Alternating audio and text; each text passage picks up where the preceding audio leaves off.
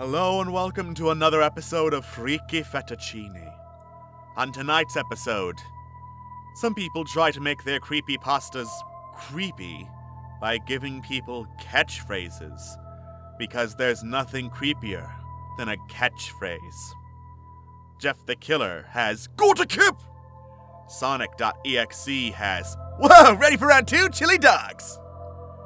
But what about Mario Kart? What spooky things could people from Mario Kart possibly say?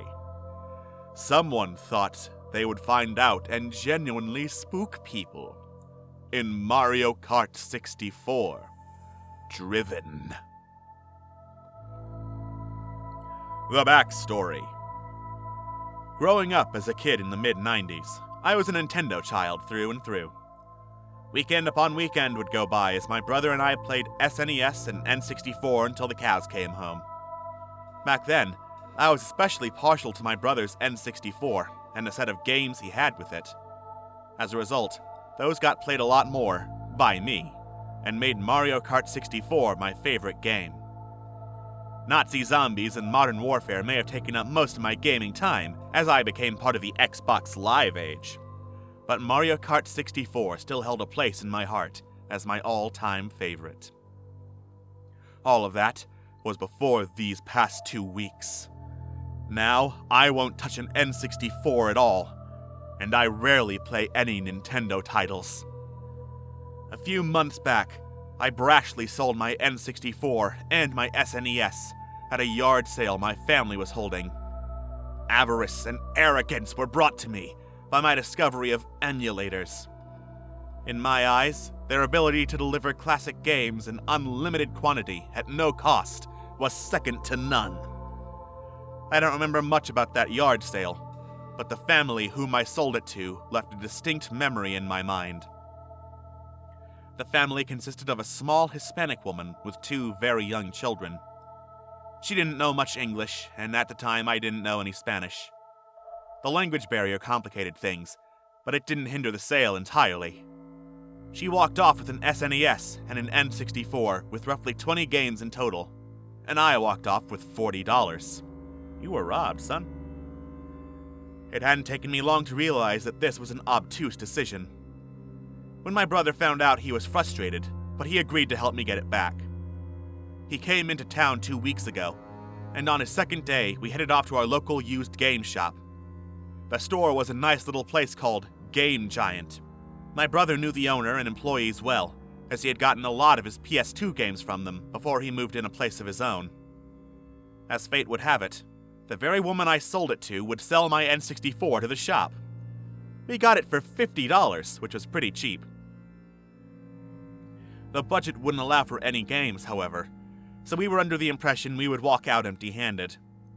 After we explained our financial predicament to the owner, he told us this. They had a copy of Mario Kart 64 they were giving away for free. Oddly enough, he waited for all of the other customers to leave before he gave it to us. His hands were shaking, and he started to stutter. He also let us know that we were more than entitled to a refund should we choose to take it back. Refund? The game is free. Now, I had believed in ghosts, and still do, but the idea of a haunted video game seemed implausible to me, because it is. My brother was a total skeptic and agreed with me. Thinking nothing of the store owner's strange behavior, we went home, ready for a night filled with revived memories. We arrived back home at about 4 p.m. Versus was our first order of business. I chose Toad, my personal favorite from childhood, because of his unparalleled acceleration. My brother chose Luigi, his personal favorite, because he's the fastest of all the medium-weight characters. Shells were tossed and bananas were thrown until 6 o'clock. We had dinner, and then we delved into the Grand Prix races. The game. All of the cups were completed on gold. Whoever played this game was pretty close to getting everything, as the only things left to complete were the reverse cups. It wasn't any fun to build on someone else's file, so we went to data to clear it. The lap times read all the same. 6 minutes and 66 seconds. Not only was this really creepy, but also really illogical, Because there are 60 seconds in a minute. 7:06 is the most satanic time! How could someone get a perfect Grand Prix record with time trial times like that? My brother, being the skeptic he was, suggested it was someone trying to mess with us. Not being inclined to disagree, I cleared the data with the press of a button. That was undoubtedly the worst decision I have ever made in my life. The game shut off by itself. Our static could be seen and heard for a good 5 minutes. Dominantly audible was the depressed, scared voice of Mario repeating a cryptic phrase. "You have driven us," he said, in clear melancholia. "And now you must watch us suffer." My brother thought that this was just something someone programmed into the cartridge. I had been playing the game for the entire time after dinner, and I refused to play it after what happened. My brother was visibly shaken, but he still wanted to prove to me nothing out of the ordinary was wrong with the game. So he played it with me, watching the next morning. He switched on the game without incident. The start, menu, and player select screens were all normal. He chose the Star Cup and started the first race. All of the characters looked normal, except things were very wrong. Normal, except not wrong! The borders on the sides of the track didn't display their usual Wario Stadium. Instead, they read, "You will pay." When the race started, Lakitu had a menacing smirk on his face. Evil would be the best way to describe it. After his sign said the number 1, it said, "Die!" rather than "Go!" Every time someone slipped on a banana, they didn't make the cheerful, cartoonish outburst they would normally make. They said the fuck word.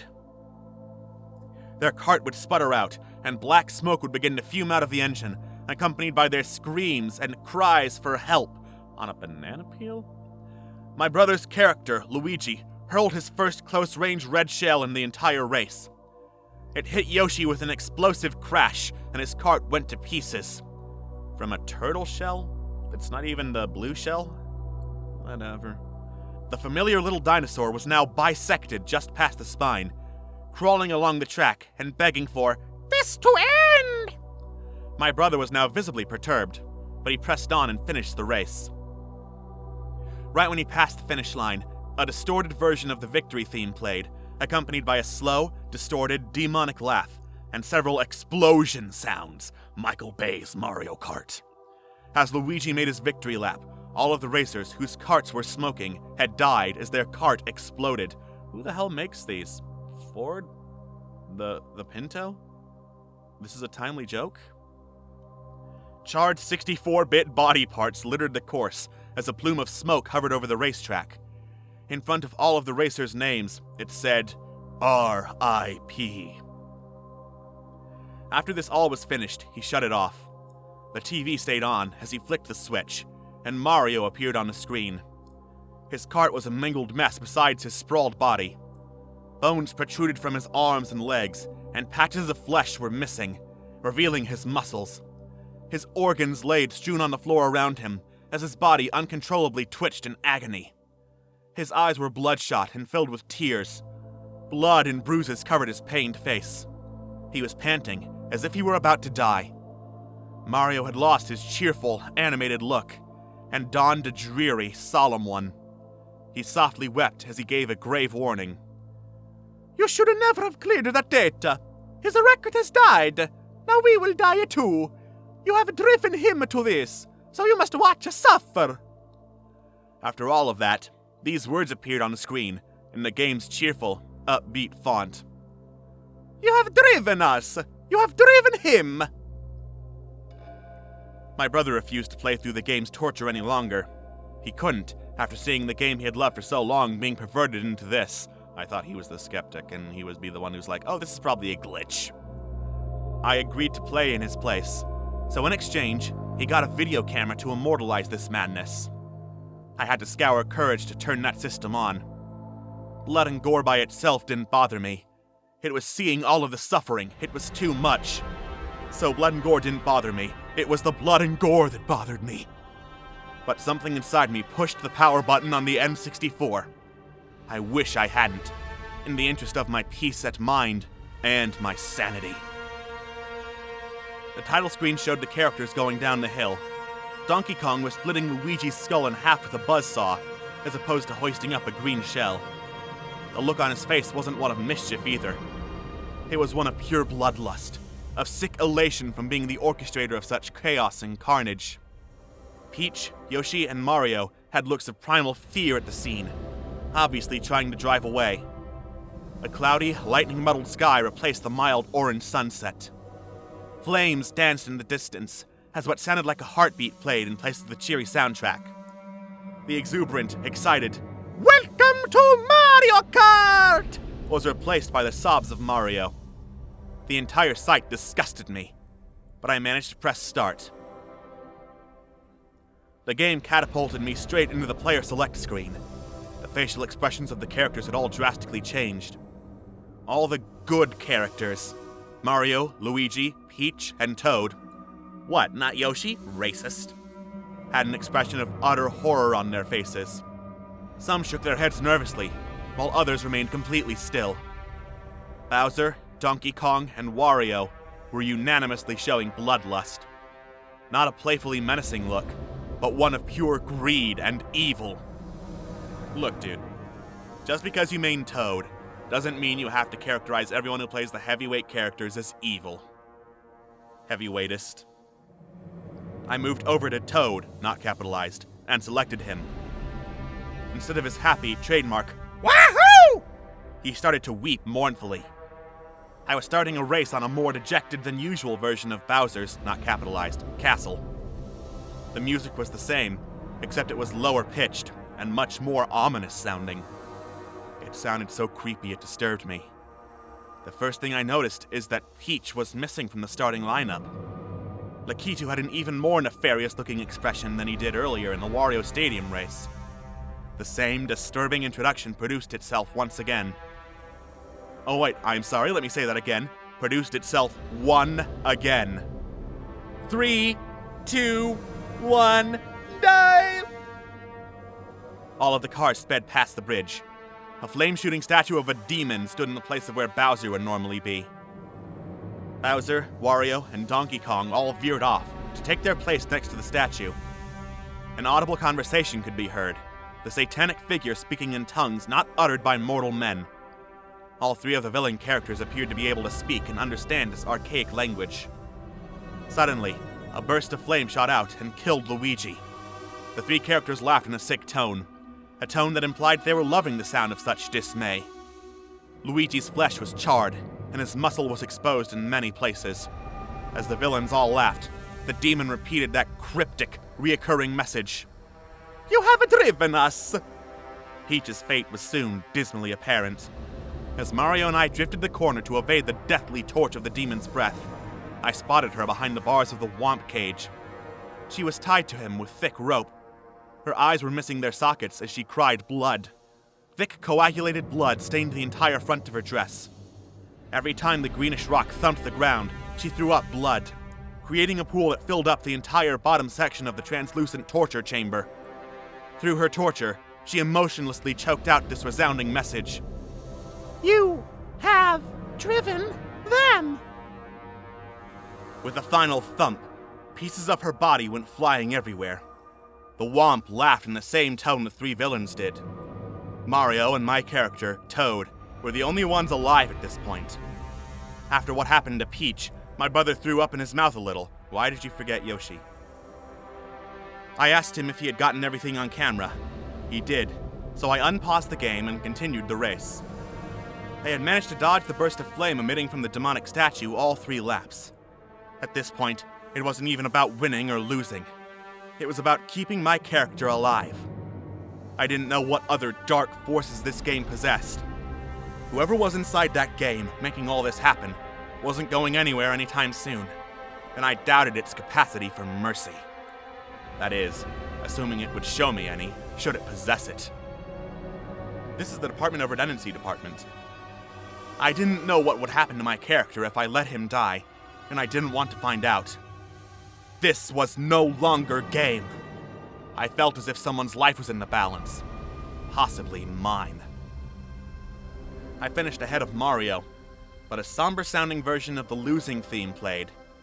Again, It said R.I.P. in front of our names. Except this time, it was different. This time, it said Richard, which was my actual name. The screen faded out to a womp laugh, which was scary in itself. Now, he did not specify the Bowser laugh from Super Mario 64, which was oh, oh, oh, oh, oh. It's the womp laugh, which is ew. I was then delivered to a sick version of a familiar environment. It was Rainbow Road, but there were no rainbows. Patterns of flesh, veins, eyeballs, and other various internal body parts created the floor. You know, internal, like eyeballs. Wario, Bowser, and Donkey Kong weren't present at this race. Mario and I were alone, waiting in grim anticipation for the race's dejected beginning. Our carts left tracks of blood. I went down the long track at the beginning. Mario performed a special trick.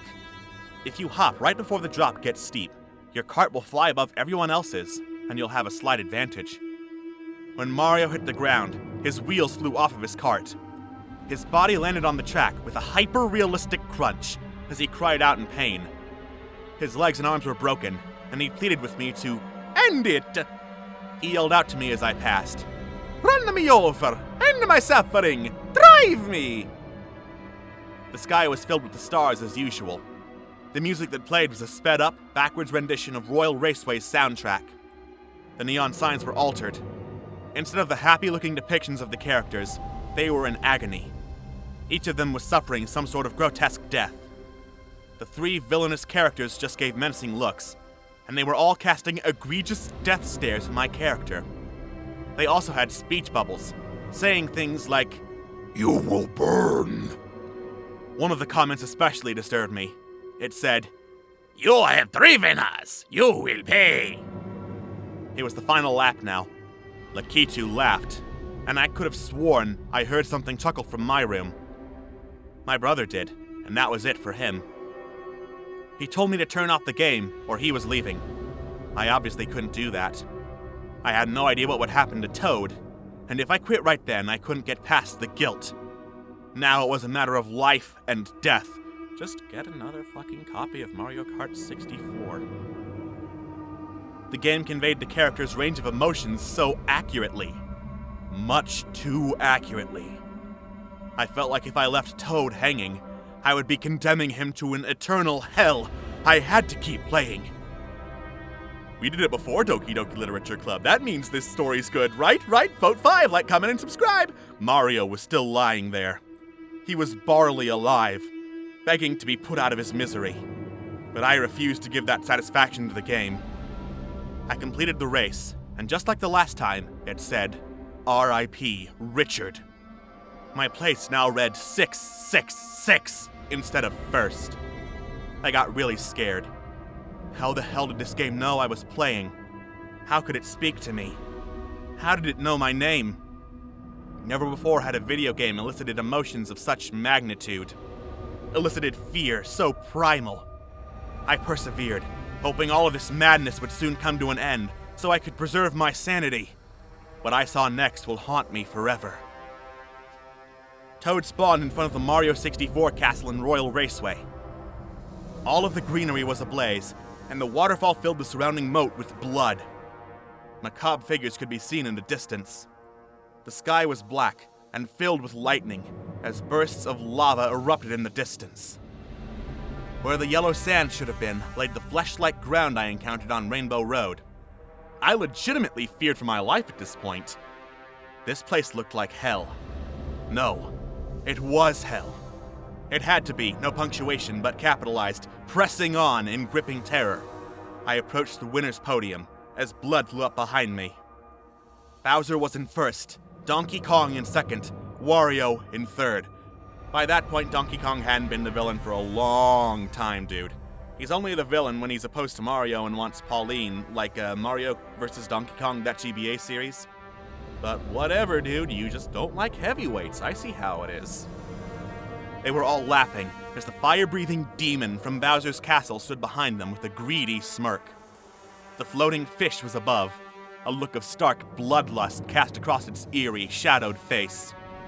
Behind a podium stood the characters in the states right before they died, disfigured and clinging to life. Except their eyes were all missing. They were bleeding like Peach was earlier, that soulless look looming in their sockets. They were unable to see anything, but they were staring at me. Their faces no longer displayed expressions of suffering or anguish. They were blank, looks bereft of any expression. "You have driven us," they said as one. Suddenly, the swelling noise was made, as if the trophy were about to come out. Instead, it was much different. Blood went everywhere as a huge sword came down and sliced Bowser in half. Super Mario RPG 2 confirmed. The demon tore apart everyone else as Toad watched. He spared Toad for some reason. At the last moment, Toad turned to face the screen, his eyes now profusely bleeding and soulless. He chanted in unison with the demon beside him. "You have left us! You have damned us! You have driven us!" The game then shut off by itself. I tried removing the cartridge, but it burned my hand. It was steaming on the surface, so I took a nearby sweater and threw it on my driveway. I got my brother to burn it with me. While it was burning, we decided to see if the footage had been properly captured. The video had disappeared. My brother said he stopped the recording within the limit, so it should have been there. All we found was a single picture. It was a portrait of Mario crying blood as he did in the game. It read, "You have driven us," on the bottom. As the outer plastic melted from the game's shell, the sound of screams came from my room. I ran to my room to see what was going on. The door to my bathroom was open. Walking in, I was pushed to the point of tears. My sink was filled with blood. Written on the mirror were these words, "It will never end! You have driven us!"